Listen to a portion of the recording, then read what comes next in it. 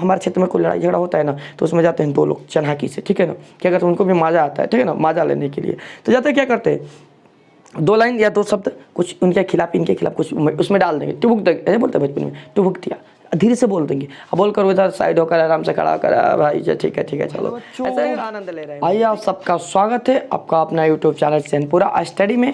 और आज के क्लास में हम लोग हिस्ट्री में जर्मन का एकीकरण करेंगे। जर्मन का एकीकरण का आज हम बात करने वाले हैं। जैसे कि पीछे के क्लास में हम लोगों ने इटली का एकीकरण खत्म किया था, इटली का एकीकरण का संपूर्ण चैप्टर वहाँ पर खत्म किए थे। और आज की क्लास में हम लोग जर्मनी का एकीकरण बिल्कुल समझेंगे। जर्मनी का एकीकरण में किसका योगदान था, जर्मनी कैसे बटा था, क्या हुआ था, कैसे हुआ, सारी आज की क्लास में क्लियर करने वाले हैं। तो जितने भी मेरे 10th स्टैंडर्ड के बच्चे, सबके लिए आज का क्लास बहुत ही इंपॉर्टेंट होने वाला है। चलिए आज की क्लास में हम लोग आगे बढ़ते हैं और समझते हैं कि जर्मन का हिस्ट्री क्या है, यूरोप के हिस्ट्री में जर्मन का एकीकरण क्या है, कैसे हुआ। ठीक है, तो देखिए यहाँ पर जर्मन का एकीकरण, यदि हम बात किया जाए जर्मनी के एकीकरण के लिए, तो जर्मनी का एकीकरण 19वीं शताब्दी के थोड़ा सा पहले चला जाए। 19वीं शताब्दी में इटली के साथ साथ जर्मनी का एकीकरण भी संभव हुआ था। लेकिन 1870 के थोड़ा सा पहले चला जाए तो 1870 के पहले जर्मनी की हालत ऐसे ही नहीं थी। जर्मनी में एकीकरण मतलब जर्मनी इस तरह अलग अलग भागों में नहीं बटा था।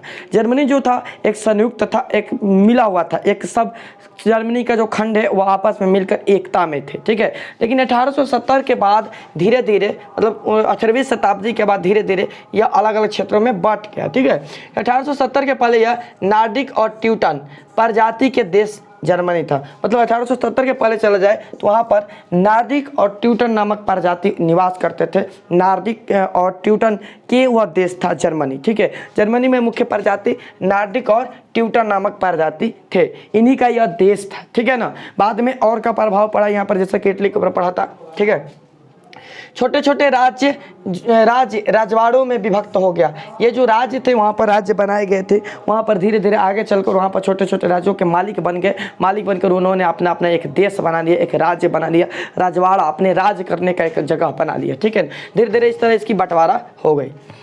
ठीक है, जर्मन भाषा जो थे, जर्मन भाषी ये राज्यों का एक समूह था। ध्यान दीजिएगा कि जर्मन जो है एक राज्यों का समूह था, एक पैकेज था। जर्मन क्या था, एक राज्यों का समूह, एक पैकेज था। और इसमें 300 राज्य थे, 300 राज्य जो प्रशासनिक इकाइयाँ, 300 राज्य थे। वहाँ पर 300 राज्यों की अलग अलग प्रशासनिक इकाइयाँ थी, अलग अलग प्रशासनिक व्यवस्थाएं थी। तो जो जर्मनी था वह 300 लगभग छोटे छोटे राज्यों में बढ़ चुका था। और यह मोटे तौर पर जर्मनी के 3 भाग बनाए गए थे। मोटे तौर पर जर्मनी को कितने खंड में बांटा गया था, 3 भाग। यहाँ पर क्वेश्चन आपका ऑब्जेक्टिव पूछा गया था कितने राज्यों में विभक्त किया गया था जर्मनी को, तो 300 छोटे छोटे राज्यों में कितने खंड बनाए गए थे, तो 3 खंड बनाए थे, एक उत्तरी, मध्य और दक्षिणी। उत्तरी जर्मनी, मध्य जर्मनी और दक्षिणी जर्मनी, 3 भाग इसके बनाए गए थे। ठीक है, उत्तरी जर्मनी में राज्य किसका था, प्रसा और सैक्सोनी। याद रखिएगा, उत्तरी जर्मनी में प्रसा और सैक्सोनी का राज्य था। और मध्य जर्मनी में राइनलैंड, ठीक है, मध्य जर्मनी में राइनलैंड का राज्य था। और दक्षिणी जर्मनी में बावेरिया राज्यों का राज्य था। ठीक है, 3 भाग में मोटे तौर पर बटे हुए थे। अब इनके अंदर में छोटे छोटे बहुत सारे देश थे जो सब मिलाकर लगभग 300 हो जाते थे। ठीक है, और ध्यान दीजिएगा यहाँ पर प्रो एस्टेटो, इस उत्तरी राज्य का जो क्षेत्र था, संप्रदाय था, यहाँ पर प्रो एस्टेटो नामक संप्रदाय, जाति प्रजाति लोग निवास करते थे।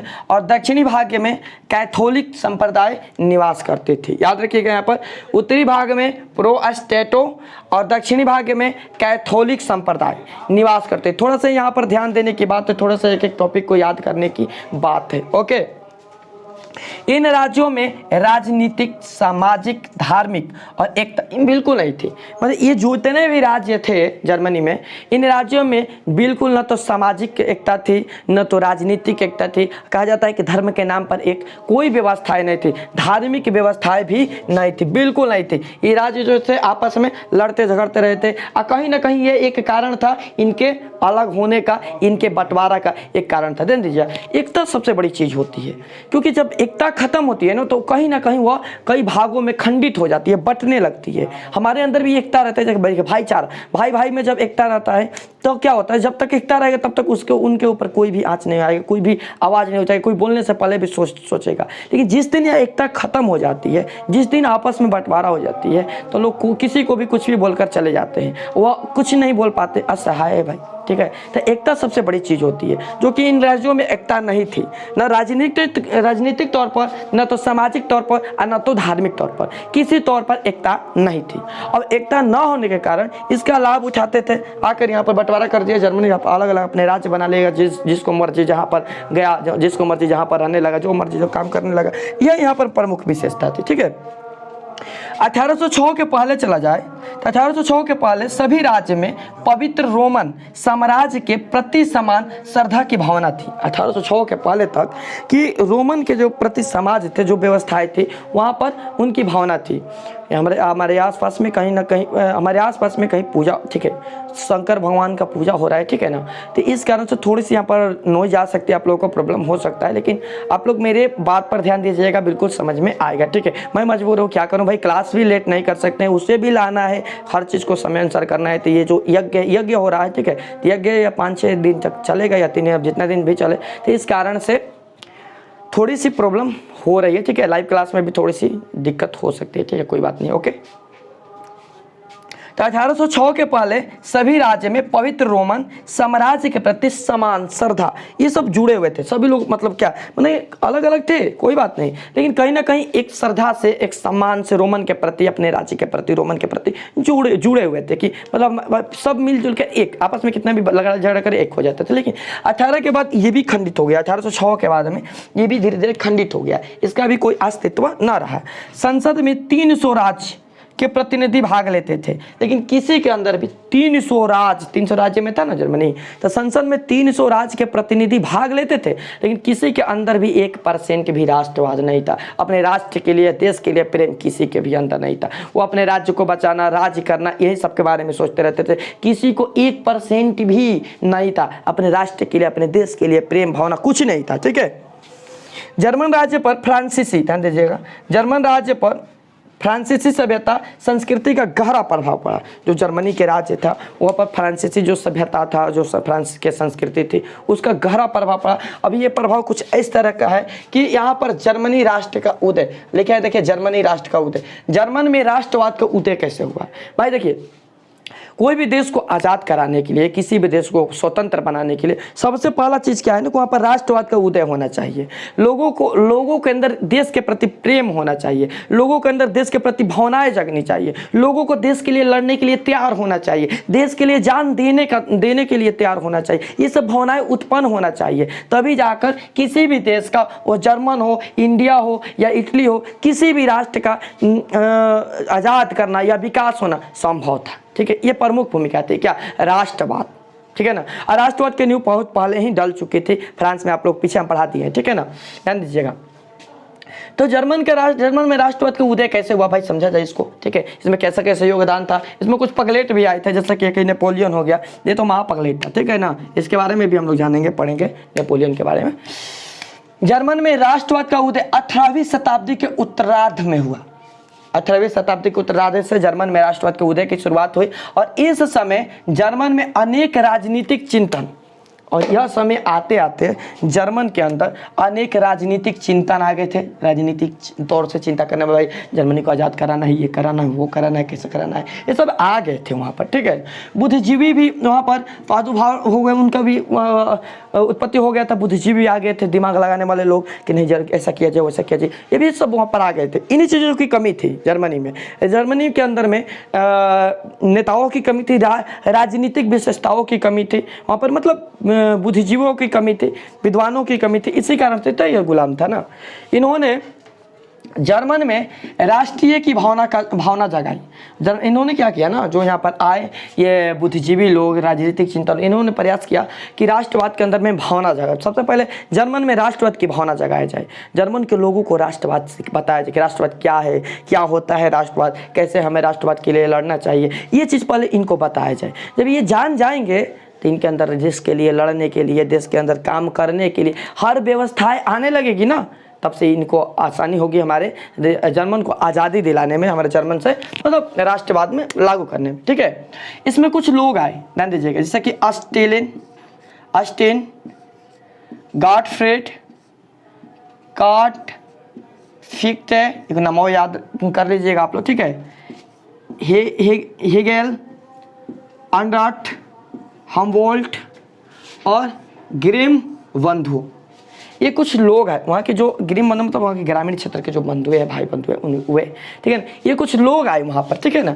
ये इन्होंने काफ़ी ज़्यादा योगदान दिया जर्मनी के एकीकरण में, जर्मनी के एकीकरण बनाने में इनका भी योगदान रहा। ठीक है, जैसे कि यहाँ पर लिखे हैं, अस्टीन जो था इस सैन्यवादिक राजतंत्र पर विश्वास रखता था। ये क्या था, सैन्यवादिक राजतंत्र, भाई राजतंत्र है, ठीक है, कोई बात नहीं, लेकिन यह नियम के अनुसार चले, सब जितने भी यहाँ पर राष्ट्र के लोग हैं उनके अनुसार चले, वे इस चीज़ को लागू करें, उनके अनुसार कहा सुनी हर काम किया जाए, ये उस पर विश्वास करता था। ठीक है, गाटफ्रीड की बात किया जाए तो इसका मानना था कि सच्ची जर्मन की संस्कृति आम लोगों में निहित होती है। ये जो था ना गाटफ्रीड, ये कहते हैं कि जर्मन को आज़ादी दिलाने के लिए, जर्मनी की एकीकरण करने के लिए, जितने भी जर्मनी को खंडित किया गया है उसे जोड़ने के लिए हमें क्या करना पड़ेगा कि यहाँ के जितने भी ग्रामीण क्षेत्र के लोग हैं ना, जितने भी आम जनता है, बड़े बड़े लोग नहीं, आम जनता, हमारे आपके जैसे, ठीक है, आम जनता जो है, उन आम जनताओं के अंदर में राष्ट्रवाद की भावना उत्पन्न किया जाए, क्योंकि ये आम जनता जो है ना, यही हमारे लिए मतलब मिसाल बनेंगे, यही हमारे लिए हथियार बनेंगे। ये इसका मानना था कि इनके अंदर क्या है, सच्ची जो है ना जर्मनी के लिए सच्ची भक्ति आएगी, क्योंकि ये मजदूर है, यहाँ पर काम करने वाले हैं आम जनता, तो इनके अंदर में सच्ची भक्ति आएगी, अपने देश के प्रति लड़ने की भक्ति आएगी। ठीक है ना, इसलिए इनको तैयार किया गया। यहाँ तक नहीं, ये बोला कि यह राष्ट्र की आत्मा है, ये राष्ट्र की आत्मा है, जिसे क्या कहा गया, वोल्कजिस्ट बोला गया। आगे चलकर इन्होंने बोला कि राष्ट्र की आत्मा ही हमारे देश की आत्मा है, इसे आगे चलकर वोल्कजिस्ट बोला गया कि वोल्कजिस्ट है। ठीक है, दूसरा आते हैं हमारे हर्डर ने दार्शनिक चिंतन में जर्मनी में भी संस्कृति राष्ट्रवाद की नींव रखी। ध्यान दीजिएगा, ये जो हर्डर था ना, ये दार्शनिक चिंतन किया। दार्शनिक चिंतन मतलब क्या, घूम कर जगह पर जा कर के विशेष स्थान हो गया, जैसे कि हमारे क्षेत्र में, हम लोग के देश में होता है जैसे ना कि टूरिस्ट स्थल बोल सकते हैं उसको, या दैवीय स्थल बोल सकते हैं, या मतलब इस होता है स्थान ना, तो उसी तरह अलग अलग जगहों पर, दार्शनिक जगहों पर घूम करके वहाँ पर चिंतन किया, वहाँ पर इसके बारे में चर्चा किया। ऐसे जर्मनी की जो संस्कृति थी, सभ्यता थी, वहाँ पर राष्ट्रवाद की नींव रखी। जहाँ पर जर्मनी की संस्कृति सभ्यता थी, वहाँ पर इससे राष्ट्रवाद की नींव रखी, वहाँ पर नए तरीके से राष्ट्रवाद को जोड़ने का प्रयास किया था हर्डर। ठीक है, 33 खंडों में जर्मनी का भाषा का शब्दकोश बनाया गया कि जर्मनी की जो भाषा थी, जो उस भाषा का शब्दकोश था, जैसे डिक्शनरी बोलते हैं, व्याकरण बोलते हैं, तो उसे 33 खंड में बांट दिया गया, 33 खंड में बनाया गया। ठीक है ना, काट ने स्वतंत्रता को आदर्श माना। यहाँ पर काट ने स्वतंत्रता को आदर्श माना कि यहाँ पर सबसे आदर्श चीज़ क्या है, तो स्वतंत्रता है, स्वतंत्रता से बढ़ के कोई भी चीज़ नहीं है, उसे आदर्श बनाया। ठीक है, फिक्टे जो थे, इसमें लिखे देखे फिक्टे ने क्या किया कि उग्र राष्ट्रवाद की समर्थन किया। फिक्टे ने कहा कि उग्र राष्ट्रवाद के समर्थन किया, जिसमें फ्रांस विरोधी और जर्मन राष्ट्रवाद पर बल दिया। इसमें क्या किया ना, फ्रांस का विरोध किया, लोगों के अंदर जा जाकर, जैसे बहुत सारे लोग हैं ना वहाँ पर बैठ के फ्रांस का विरोध के लिए कुछ शब्द डाल दी। बुद्धिमान लोग क्या करते हैं, अक्सर देखोगे कि हमारे क्षेत्र में कोई लड़ाई झगड़ा होता है ना, तो उसमें जाते हैं 2 लोग चन्हाकी से, ठीक है ना, क्या करते हैं, उनको भी मजा आता है, ठीक है ना, मजा लेने के लिए तो जाते हैं, क्या करते हैं, 2 लाइन या 2 शब्द कुछ उनके खिलाफ, इनके खिलाफ कुछ उसमें डाल देंगे, टुभुक देंगे, ऐसे बोलते हैं बचपन में, टुभुक दिया, धीरे से बोल देंगे, अब बोलकर उधर साइड होकर आराम से खड़ा कर, भाई ठीक है चलो, ऐसे आनंद ले रहे होंगे। ठीक है ना, क्या ठीक है, आनंद ले रहे हैं, ऐसे हंस रहे हैं, मजा कर रहे हैं, उनको तो टाइम पास करना था, कर रहे हैं आराम से, ठीक है, वापस में लड़ रहे हैं। तो इसी तरह की ये प्रयास किया कौन, फिक्टे।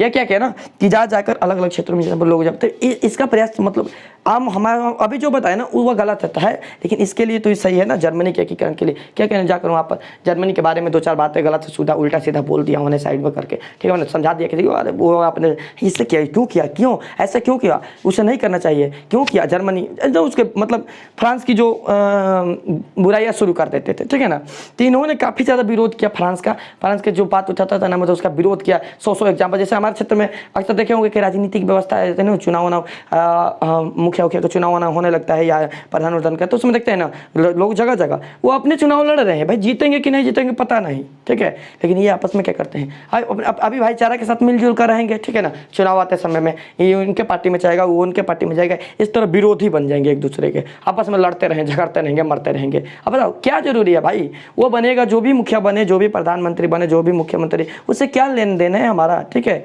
ये लोग नहीं समझते हैं, ये लोग समझेंगे क्यों, क्योंकि इनको तो बस आपस में लड़ने की नहीं, ये बनेंगे वह बनेंगे, ऐसे होंगे वैसे होंगे, वो अपने मजा ले रहे हैं भाई, वो अपने बैठे हुए हैं, तुम लोग को लड़ा दिए, लड़ो मरो, उससे क्या होगा, वोट बनेगा, इधर से जाएगा तो तुम्हारे ओर से 2 पक्ष आएगा, उधर से तुम्हारे ओर से 2 पक्ष है, इधर से 2 पक्ष वोट बन गया, उधर से 2 वोट बन गया, यही तो काम होता है ना। तो इसी चीज़ पर ध्यान दीजिएगा। ये क्या किया ना, फ्रांस के जो विरोधी है, फ्रांस का जबरदस्त विरोध किया, और जर्मन में राष्ट्रवाद का होना कि हमारे जर्मन में ऐसा होना चाहिए, हम देश के लड़ना चाहिए, इनसे लड़ना चाहिए, उनसे लड़ना चाहिए, अपने जर्मन भाषाओं का विरोध किया, ठीक है। वही फ्रांस है भाई जिसे जर्मनी में वहाँ पर पछाड़ा गया था, कहाँ पर, प्रसा ने पछाड़ा था, उठाकर फेंक दिया था प्रसा ने, इटली के एकड़ में, पीछे पढ़ाए थे ना पिछला क्लास में, इटली के एकड़ में फेंका था उठा करके, अपने वहाँ से पोप में जब हमला किया प्रसा, तो वहाँ से आया कौन सा, चलो भाई यहाँ से मंगा रहा था ये वेनेसिया, रोम से मंगाया, चलो यहाँ से लाया अपने सैनिक को, आकर लड़ना शुरू किया, तो लंबा रहा उधर की एनिमल, बैक्टीरिया एनिमल, जैसे डायरेक्टर बोले पिछले वीडियो में, मारा कि एकदम जाकर वहाँ पर हमला किया, हमला करके उस पर कब्जा कर लिया, ठीक है। तो उसी तरह ये यहाँ पर वही जर्मन, वही फ्रांस यहाँ पर जर्मनी को गुलाम बना कर बैठा है। सोचो, बोला देना चाहिए किसको, प्रसा को, आ जाओ भाई आकर देखो, इसको थोड़ा सा उठाकर फेंकेगा, सोचिए आ जाएगा, ठीक है। तो यहाँ पर प्रसा की जरूरत थी लेकिन नहीं आया, ठीक है, अपने से ये लड़ रहे थे, ठीक है ना, आनंद आएगा, समझिएगा। फिर क्या हुआ कि राष्ट्रवाद की जो समर्थन था, राष्ट्रवाद का समर्थन किया, और इस जबरदस्त जमकर एकदम कूट कर फ्रांस का विरोध किया, फ्रांस ऐसा है, फ्रांस वैसा है, मतलब जबरदस्त बुराई की फ्रांस के, ठीक है ना। और जब जर्मन राष्ट्रवाद पर बल दिया, जर्मनी का राष्ट्रवाद भावनाओं का प्रचार किया, अपने देश के लिए लड़ो, ऐसा करो वैसे करो, मोटिवेट किया वहाँ के लोगों को उठाने का प्रयास किया, जबरदस्त राष्ट्रवाद की भावना का प्रचार किया ये, ठीक है ना। तो फिक्टे भी काफ़ी ज़्यादा योगदान निभाया था, ठीक है ना। सबके यहाँ पर हम एक एक करके बता रहे हैं, बिल्कुल आप लोग ध्यान से समझिएगा, और जिस भी बच्चे को समझ में नहीं है कमेंट कीजिएगा, ठीक है। हिगले की बात किया जाए तो हिगले ऐतिहासिक द्वंद्ववाद की व्याख्या तथा राज्यों के में सर्वोच्च सत्ता की कल्पना करता है, ठीक है ना। इसका उद्देश्य क्या था, हिगले जो था ना, ये क्या करता था ना, बताओ तो, हिगले का क्या काम था कि ऐतिहासिक जो है ना, मतलब पुराने जो पहले की एकता वाली बातें थी, एकता वाले जो स्थान थे, उसके बारे में लोग पहले कैसे थे, कैसे मिलजुल कर रहते थे, उसके बारे में लोगों से चर्चा करता रहता था। कौन से, हिगले, उनके बारे में बताता था, काल्पनिक बातें बताता था, कुछ अपनी तरफ से जोड़ जाड़ कर बता देता था, बहुत तेज था ये भी, ठीक है ना। इसका क्या उद्देश्य था ना कि स्वतंत्रता, इसका भी चाहिए स्वतंत्र चाहिए, जैसे भी चाहिए स्वतंत्र चाहिए। इसमें सब में सब एक ही चीज कॉमन निकल रही है, क्या निकल रही है, लोगों को जागृत करना, लोगों को जगाना, जैसे कि हमारे देश में महात्मा गांधी किए थे, भगत सिंह किए थे, ये सब किए थे ना, बताएंगे भी, जिससे चैप्टर में चलेंगे तो वहाँ पर भी पढ़ेंगे। तो इनका एक ही मकसद था क्या, कि बस लोगों को जागृत करना, लोगों के अंदर राष्ट्रवाद की भावना भरना, लोगों को तैयार करना लड़ने के लिए। लोग जब तैयार हो जाएंगे, जब उन्हें समझ में आ जाएगा कि नहीं ये गुलामी ठीक नहीं है, तब अच्छे से काम होगा, ठीक है ना, अच्छे से लड़ाई होगी, युद्ध होगा, और हम जीतेंगे, हमारा एक राष्ट्र नया जर्मनी का निर्माण होगा। इसलिए ये सारे चीज़ यहाँ पर किए जा रहे थे, दिन प्रतिदिन लोगों को राष्ट्रवाद के खींचा जा रहा था, स्वतंत्रता की तरफ खींचा जा रहा था, नए नए काम किया जा रहा था, ये बहुत इंपॉर्टेंट है, ठीक है ना। तो इसका भी उद्देश्य क्या था, स्वतंत्रता, भाई हमें स्वतंत्रता चाहिए, क्या चाहिए, तो हमें स्वतंत्रता चाहिए, ठीक है।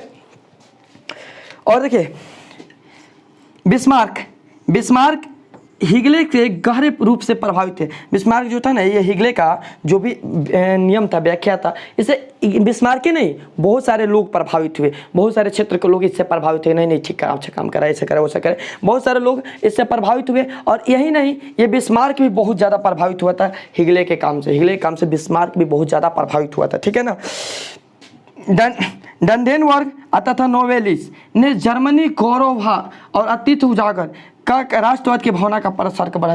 ये जो थे डंडेनवर्ग और नोवेलिस, ये भी क्या किया कि जो जर्मनी के गौरवशाली इतिहास था, गौरवीय इतिहास था, उसको भी बढ़ावा दिया, और उसके जो इतिहास है उसको अतीत को ला कर लाया, सब लोगों के पास सामने रखा कि नहीं ऐसा था हमारा जर्मनी, ये होना चाहिए, ये होना चाहिए, ये सब सारी चीज़ को करके ये राष्ट्रवाद की भावना को बढ़ावा दिया, राष्ट्रवाद को भावना को प्रसार किया। ये काफ़ी ज़्यादा महत्वपूर्ण भूमिका निभाई थी ये लोगों ने, ठीक है ना। और भी हम यहाँ पर कुछ समझ लेते हैं।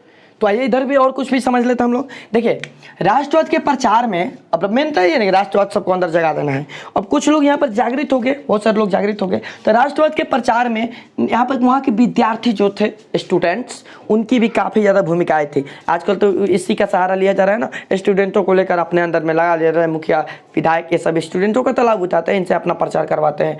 तो विद्यार्थी को भी यहाँ पर लिया गया था राष्ट्रवाद के प्रचार के लिए। और शिक्षण संस्थाएं भी थी जहाँ पर शिक्षक की व्यवस्था थी, शिक्षा की व्यवस्था थी, जैसे कि इंस्टीट्यूट, कोचिंग वगैरह, ये सब भी लगे थे किसमें, राष्ट्रवाद के प्रचार करने में। जैसे मान लीजिए कि हमारे बिहार में, अब समझने के लिए एग्जाम्पल ले रहे हैं ना, बिहार में मान लीजिए कि नीतीश कुमार को कोई किसी चीज़ का प्रचार करना हो, या नाशा मुक्ति का प्रचार करना हो, या कोई भी चीज़ का प्रचार करो, क्या करते हैं गवर्नमेंट जो स्कूल होता है ना, सरकारी स्कूल, उनके बच्चों को क्या करते हैं, एक लगा देंगे बड़ा सा बैनर बना के, जो भाई वहाँ का टीचर की काम दे देंगे कि चलो प्रचार करो। वो क्या करेंगे, बच्चे गाँव गाँव घूम के ऐसे बैनर लेकर घूमते रहते हैं, प्रचार करते हैं। गलत चीज़ है, फिर भी क्या किया जाए, ठीक है ना। बच्चे लेकर बैनर घूमते रहते हैं, प्रचार कराते रहते हैं, ठीक है। प्रचार करना कोई बात नहीं, अच्छी बात है कि प्रचार किया जाए, तो उससे रोका जाएगा। लेकिन छोटे छोटे बच्चों को घुमाने की क्या जरूरत है, ठीक है। छोटे बच्चों को गली गली इधर उधर घुमाने की, ये प्राइवेट स्कूल की संस्था क्यों नहीं करती है, उसको क्यों नहीं दिया जाता है। ऐसा नहीं होता है प्राइवेट स्कूलों में, क्योंकि वो संस्था जो है ना अपने शिक्षक व्यवस्था पर, शिक्षण व्यवस्था पर बिल्कुल ध्यान देती है, ठीक है ना। हमारी जो व्यवस्था है ना, वो किसी तरह टाइम, सरकारी स्कूल में क्या होता है, ये नहीं होता है किसी तरह टाइम पास कर देना है,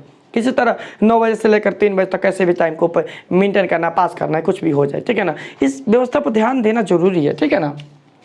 तो वहाँ की जो व्यवस्थाएं थी विद्यार्थी की, ठीक है, और वहाँ की जो शिक्षक संस्था थी, ये काफ़ी ज़्यादा योगदान निभाई किसमें, राष्ट्रवाद के प्रचार में। राष्ट्रवाद के प्रचार में इनका काफ़ी ज़्यादा योगदान रहा, ठीक है। चित्रकारों ने भी योगदान, अलग अलग बहुत सारे चित्र बना कर लोगों को मोटिवेट किया, लो भाई ऐसे देखो, ऐसा होना चाहिए, ऐसा होगा, यदि हमारे देश में राष्ट्रवाद रहता, हमारा देश आज़ाद रहता, तो ऐसी व्यवस्थाएं होती, ऐसी व्यवस्था, मतलब इसी तरह बहुत ज़्यादा प्रचार किया इन्होंने राष्ट्रवाद की जो भावना थी, उससे प्रेरित होकर फादर जॉन ने तरुण आंदोलन आरंभ कर दिया। और इससे इतना ज़्यादा प्रचलित नहीं होता किसी चीज़ को बार बार कहा जाए आपसे कि ऐसा करो, ऐसा करो, ऐसा करो, ऐसा करो, ऐसे बार बार आपसे कहा जाए, तब क्या तंग होकर कुछ ना कुछ उसके से एक रिजल्ट निकालने के, नहीं ऐसा हमें करना है, ऐसे हमको करना है, ऐसा लेकर चलना है, ठीक है। तो उसी तरह राष्ट्रवाद की जो भावना से प्रेरित होकर फादर जॉन थे, वे तरुण आंदोलन का आरंभ कर दिया। तरुण आंदोलन बच्चे हम लोग आगे पढ़ेंगे, तरुण आंदोलन को विस्तार से, तरुण आंदोलन क्या होता है, कैसे होता है, बस यहाँ पर आप नाम चर्चा जान लीजिए, ठीक है ना। आगे इसको अभी हम लोग डिटेल्स में लेकर चलेंगे, ठीक है ना, युद्ध में। तो तरुण आंदोलन का आरंभ कर दिया, तरुण आंदोलन हो गया। और इसमें अनेक जो राजनीतिक थी, इन्होंने क्या किया कि अनेक जो राजनीतिज्ञ था, व्यायामशालाएं स्थापित कर दी। इनका काफ़ी ज़्यादा योगदान था, क्योंकि जितने भी नवयुवक थे ना, उनके अंदर राष्ट्रवाद की भावना का सबसे ज़्यादा प्रचार, सबसे ज़्यादा जागृत इनके माध्यम से होता फादर जॉन से, ठीक है ना। इन्होंने क्या किया ना कि राजनीतिक व्यायामशालाएं मतलब व्यायाम मतलब वर्क वगैरह होता है ना, सब व्यायाम करने वाला, स्वस्थ वगैरह, तो वो सलाह मतलब घर, उनका निर्माण ये करा दिया, स्थापित करा दिया, ठीक है ना। अब इससे क्या हुआ कि जितने भी नवयुवक थे, 18-20-30 तक की उम्र वाले, ठीक है, तो ये नवयुवक के अंदर राष्ट्रवाद की चेतना जागृत हुई कि नहीं, हमें भी लड़ना चाहिए। होता है ना नेता, जैसे हमारे देश में भगत सिंह की मृत्यु के बाद में सबके अंदर खलबली से मच गई थी, उसी तरह ये इन्हें भी लगा कि नहीं लड़ना चाहिए, होना चाहिए, ऐसा करना चाहिए, ऐसा होना चाहिए। इनके अंदर भी काफ़ी ज़्यादा देशवाद की भावना का प्रचार हो गया, राष्ट्रवाद की भावना का जागृत हुई अपने अंदर में, अपने देश के लिए करने की, कुछ जर्मनी के लिए कुछ करने की भावनाएं जागी, ठीक है ना। बहुत अच्छी बात थी जर्मनी के एकीकरण के लिए, ठीक है। 1815 के बाद छात्रों ने वर्सेनशाफ्टेन नामक समिति का गठन किया, और वो जितने भी नवयुवक थे, जितने भी छात्र थे, सबने मिलकर क्या किया कि एक वर्सेनशाफ्टेन नामक एक समिति बना दी, जिसमें केवल छात्र ही थे, संगठन बना दिए, समूह बना दिया, ठीक है ना, चला दिया, ठीक है। इस तरह मतलब उन्होंने काफ़ी ज़्यादा योगदान दिया। अब क्या होता कि जर्मनी के अंदर में धीरे धीरे लोगों के अंदर ये राष्ट्रवाद पनपने लगा था, धीरे धीरे सभी लोग राष्ट्रवाद से जुड़ने लगे थे। सबके मन में कहीं ना कहीं हो गया था कि नहीं, हमें देश का, अपने देश की एकीकरण करना है, आज़ाद कराना है। ये कहीं ना कहीं उनके दिमाग में सभी देश के अंदर में आ गया था, जो कि काफ़ी ज़्यादा अच्छी बात थी देश के लिए, क्योंकि सबके अंदर जब ये भावना उत्पन्न होगी तो सब एक साथ लड़ने के लिए तैयार हो जाएंगे, और इस तरह कहीं ना कहीं जर्मनी का एकीकरण संभव था। और देखिए सबसे ज़्यादा बकलोल का काम तो ये किया नेपोलियन, ये आया था जर्मनी में, और आकर सबसे ज़्यादा बकलोल का काम कर दिया, मतलब जर्मनी के लिए लाभदायक हो गया। जर्मनी के एकीकरण के लिए सबसे अच्छा काम हुआ, लेकिन इसके लिए तो फ्रांस लाया था ना, सो इसके लिए सबसे बेकार काम हो गया। यह आया था जर्मनी पर राज करने के लिए। तो ये क्या किया कि एकीकरण की जो प्रक्रिया रही लगभग कहा जाता है कि इसी ने आरंभ किया था, ठीक है ना। यहाँ पर आकर हमला किया, छोटे छोटे बहुत सारे राज्यों को कब्जा किया, ठीक है ना। यहाँ के राजा बनने के लिए उन राज्यों के ऊपर में अपना प्रभाव डाला, वहाँ के लोगों को अपना प्रभाव डाला। नेपोलियन फ्रांस में काफ़ी ज़्यादा विकास किया था, जैसे कि 1-2 क्लास में पीछे के आपको बता दिए हम कि नेपोलियन जो था फ्रांस में काफ़ी ज़्यादा विकास किया था। तो जब यहाँ पर कब्जा किया तो यहाँ के लोगों को लगा कि नहीं हमारे राजा ठीक नहीं, पहले से राष्ट्रवादी इनके अंदर आ गया था। ये सोचे कि अरे भाई हमारे राजा ठीक नहीं है, कहीं नेपोलियन आ जाएगा ना। तो जैसे फ्रांस का बेड़ा पार किया था, फ्रांस में जैसे विकास किया है उसी तरह यहाँ पर भी आकर विकास करेगा नेपोलियन बोनापार्ट, ठीक है ना। इसलिए लोगों ने हर पछता कर इसको राजा बना दिया, लेकिन ये विकास करने वाला था नहीं था। क्योंकि यह क्या किया ना कि वहाँ से बहुत सारे धन को लेकर जाता था, यहाँ से धन को कमाता था, उठा कर लेकर जाता था अपने देश में वापस, सैनिकों को अदर को इधर उधर खर्चा करता था फ्रांस में ले जाकर, ठीक है ना। तो ये इससे काफ़ी ज़्यादा लॉस हो रहा था जर्मनी का, ठीक है। बाद में इसको हटाया गया, लेकिन इसने जो काम किया ना बहुत तगड़ा काम किया था। क्या किया था ध्यान समझिएगा। नेपोलियन ने पवित्र रोमन साम्राज्य को समाप्त कर दिया था। जो पवित्र रोमन साम्राज्य को समाप्त करके जर्मनी के जितने भी छोटे छोटे राज्य थे, इन राज्यों को मिलाकर एक एक राज्य बना दिया था, ठीक है ना। 1806 में लगभग 39 राज्य बनाया था, 39 राज्यों का राइन महासंघ स्थापित किया था, 39 राज्यों का राइन महासंघ स्थापित किया था, एक में कर दिया था, मिला दिया था। अब बताइए कि जर्मनी के एकीकरण का मतलब क्या है कि सभी छोटे छोटे जितने भी खंडित राज्य उसको मिला देना। तो कहीं ना कहीं यह चाहे अनचाहे में ये काम करा कि नहीं करा। नेपोलियन काम किया ना, भले उस पर राज कर रहा है लेकिन सबको एक कर दिया ना। और जब भी हम नेपोलियन को हरा कर यहाँ से हटाया जाए, नेपोलियन को यहाँ से ख़त्म किया जाए, तो सभी राज्य क्या फिर से बट जाएंगे? नहीं बटेंगे, क्योंकि वह राज्य जो है एक हो चुके हैं। तो जाने अनजाने में ये बकलोलवा बहुत गंदा काम कर दिया था अपने लिए, ठीक है। जर्मनी के लिए बहुत अच्छा था, ठीक है ना। जर्मनी के लिए सबसे अच्छा काम हुआ कि सब राज्य मिलकर एक महासंघ स्थापित कर दिए, एक महासंघ, महाशक्ति बन गए, ठीक है ना। अब इससे इतना ही नहीं, जब वहाँ पर इसको राजा बना दिया गया, वहाँ पर राज करने लगा, ठीक है। मेरा सेकंड वाला लेक्चर देख लीजिएगा आप लोग, उसमें इसके विस्तार से मैं चर्चा की है नेपोलियन बोनापार्ट का, ठीक है ना। क्योंकि यहाँ पर बहुत कम था तो इसलिए यहाँ पर हम चर्चा नहीं किए, पहले पढ़ा दिए है ना, इसलिए यहाँ पर उतना चर्चा नहीं किए थे हम, ठीक है। इतना ही नहीं, जब वहाँ के ये राजा बना तो वहाँ पर भाई अब राज्य करेगा तो वहाँ की व्यवस्थाएं भी चाहिए ना। तो वहाँ के लिए ये प्रशासनीय व्यवस्थाओं को भी सुधारा, वहाँ के सिस्टम्स को भी सुधारा, सामाजिक व्यवस्थाएं को भी सुधारा। कहीं ना कहीं विकास हो रहा है, देखिए यहाँ पर धीरे धीरे, ठीक है। आर्थिक व्यवस्थाओं को सुधारा, ठीक है। लेकिन एक काम करता था, वहाँ से जितने भी धन होता था ना उठा कर लेकर भाग जाता था अपने देश में, वहाँ पर जाकर अपने सैनिकों को अदर को सबका अपना पेमेंट करता था, कर्जा चुकाता था, जिससे वो अपने देश को सुरक्षित रखे, बचा सके। ये चीज़ लोगों के यहाँ की पसंद नहीं थी, ठीक है ना। क्योंकि ये कमाते थे यहाँ, इनके धन को लेकर ये चला जाता था। तो इसीलिए कहीं ना कहीं इसका मतलब यहाँ से राज्य जो है खत्म हो जाता है आगे चलकर, ठीक है। जिससे जर्मन जो थे राज्यों की एकता की भावना उत्पन्न। अब जैसे कि मिलकर सब एक हो गए ना, जो छोटे छोटे राज्य खुद के लिए लड़ रहे थे, सोचे ये हम लड़ रहे हैं, हमारा ये झंडा रहेगा, ये हमारा रहेगा, आपस में लड़ रहे थे। एक एक आकर जबरदस्ती सभी को एक कर दिया, मिला दिया, सबका धर्म एक कर दिया, झंडा एक कर दिया, हर व्यवस्था एक कर दी। तो कहीं ना कहीं उनके अंदर प्रेम भाव रहते रहते तो एकता हो ही जाएगा ना। मान लीजिए कि हमारे साथ कोई एक ऐसा व्यक्ति जिसके साथ हमारा बिल्कुल नहीं बनता है, बिल्कुल झगड़ा होता है, बिल्कुल मतलब मेरे दुश्मन की तरह रह रहा है, ठीक है ना। ऐसा किया जाए कि जबरदस्ती दोनों को एक ही रूम में रखा जाए, तो एक ही रूम में रहना पड़े, ठीक है। कहीं हमारे एक ही रूम में रहना पड़े, मजबूरी है हमारी, ठीक है। नहीं तो हम भाग सकते हैं, नहीं तो छोड़ सकते हैं, ऐसी मजबूरी उत्पन्न करा दिया जाए, ठीक है ना। तो हम रहते 1 दिन 2 दिन 10 दिन 1 महीना 2 महीने 1 साल तक ऐसे चलेगा। थोड़ा बहुत इधर उधर झगड़ा खटमेट के सब चलता रहेगा। उसके बाद क्या हो जाएगा कि एक समय आएगा ना कि दोनों मिलकर एक हो जाएंगे। मतलब क्या मिलेंगे भाई, बातचीत तो होगा ना, धीरे धीरे जो विवाद है, विवाद धीरे धीरे प्रेम भाव में बदल जाएगा। यही होता है, ये हमारे जीवन का मतलब ये सच्चाई है, कैसे ही होता है, ठीक है।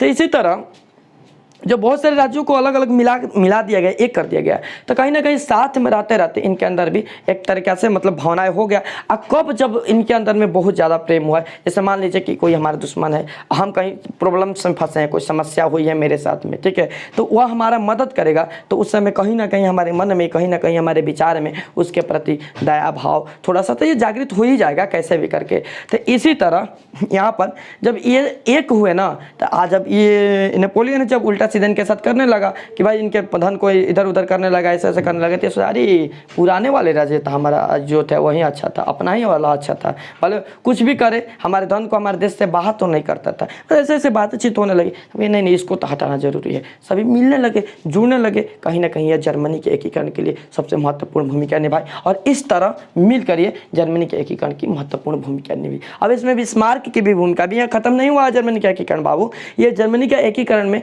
अभी बिस्मार्क की भूमिका है, बिस्मार्क की प्रतिक्रियावादी नीति है। ये सब क्या होगा, एक और क्लास मैं आप लोगों से लूँगा और एक क्लास में प्रयास करूँगा कि जर्मनी का एकीकरण खत्म हो जाए। ठीक है, तो आज के लेक्चर में बस यहीं तक, हम मिलते हैं कल के लेक्चर में। और कल के लेक्चर में बिल्कुल हम लोग प्रयास करेंगे कि बिस्मार्क के पूरे, क्योंकि बिस्मार्क उधर जो हम बताए थे कि काउंट काबूर, गैरीबाल्डी, अमेजनी 3 हीरो हो गए इटली के एकीकरण के, इधर जर्मनी के एकीकरण के बिस्मार्क हीरो है। ठीक है ना, तो इसलिए बिस्मार्क की जीवनी थोड़ा सा हम डिटेल्स में साइड करके पढ़ेंगे ताकि बिल्कुल हम लोग को अच्छे से समझ में आ जाए। ठीक है, तो आप लोग का ये लेक्चर आज का खत्म हुआ और एक या 2 लेक्चर रहेगा, 2 लेक्चर और लेंगे हम, अभी बता देना, क्लियर कर देना है कि 2 लेक्चर और, एक लेक्चर में जर्मनी के एकीकरण पूरा कर देंगे और एक लेक्चर में कुछ युद्ध हुआ है ना, उन युद्धों की चर्चा करेंगे।